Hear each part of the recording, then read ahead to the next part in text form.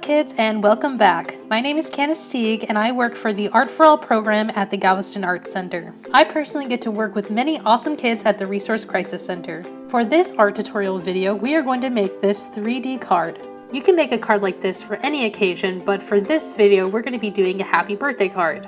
Now let's get into the materials. The first thing we'll need is tissue paper. The second material is glue. Next we'll need some scissors, and the last thing that we'll need to make this card is a sheet of paper. I personally like to use watercolor paper because it's thicker. Once you've gathered all of your materials, now it's time to fold the card. When I'm folding, I make sure that the corners match up perfectly. After the card is lined up perfectly, I usually take an object like scissors or glue and I press it down firmly so it makes a nice crease in the card.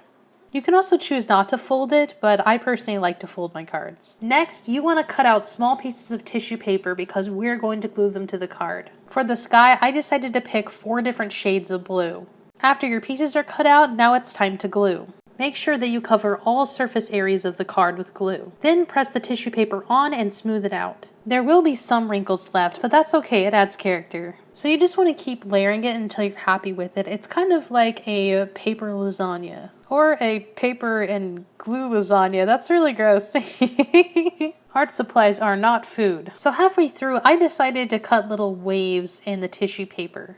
You can either do this or you can tear the tissue paper and then glue it on piece by piece. Use your creativity to make any type of sky that you want. I definitely think that a sunset sky would be absolutely beautiful. Here I am adding some white clouds. Tissue paper is transparent, so if you want the clouds to be nice and bright, then I would actually double up the tissue paper. Usually I just go in and cut the shapes out that I want, but if you have a hard time doing that, then you can just use a pencil and sketch something out first and then cut it out. To glue them on, I put the glue down first, then I press the cloud down, and then I put glue over it so nothing is sticking up. I almost forgot to mention that whenever I glue stuff on here, I just leave the edges. It's so much easier to leave this here and then just cut everything after. When I cut it, I make sure to turn the card over and then cut from that angle. For me, this was the easiest way to get a nice clean cut.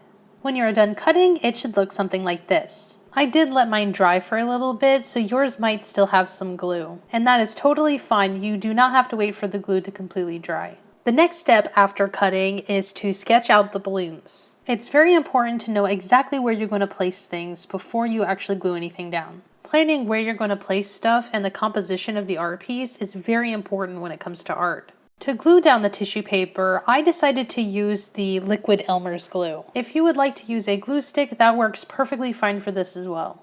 If you do decide to use the liquid Elmer's glue, make sure you don't use too much. To make the fluffy pieces of tissue paper, you can tear it and then squish it up into a little ball, or you can cut it.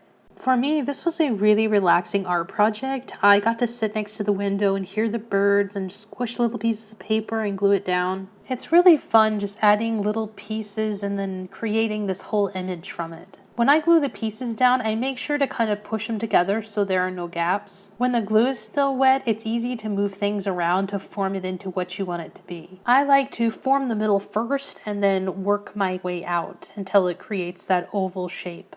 To create the string for the balloon, the first thing that I do is cut a long strip and then I twist it. You want to keep twisting the tissue paper until it creates a nice thin string. If you make the string too long, that's okay because we can cut it. After you've created the balloon strings, plan out exactly where you want it to go. Then place some glue down and then press it down firmly. In the beginning, it will want to move, so you want to make sure that you press it down into the glue so it'll soak it up and then it'll stay in place. For the rest of the balloons, I decided to make the string first. I did this so I could glue the tissue paper over it instead of trying to line up the string to the balloon. It really doesn't matter which order that you choose to do this. I just thought that this was an easier way for me to do it. When you're cutting the tissue paper to make these, make sure that the paper is somewhat the same size. You want it to be the same width all the way through. Overall, I decided to go with 5 balloons, and I made them all vary in sizes. And whenever you are done creating your balloons, it should look like this. Get creative with it and choose any colors that you would like. You can make them all the same color or you can vary up the colors. It would also be cute if you added little faces on them. This card is very special for birthday parties, and I'm sure whoever receives it will have a huge smile on their face for receiving such a unique gift. Thank you so much for making this art project with me, and I hope that you make lots of art. Thanks again, and I will see you later. Bye!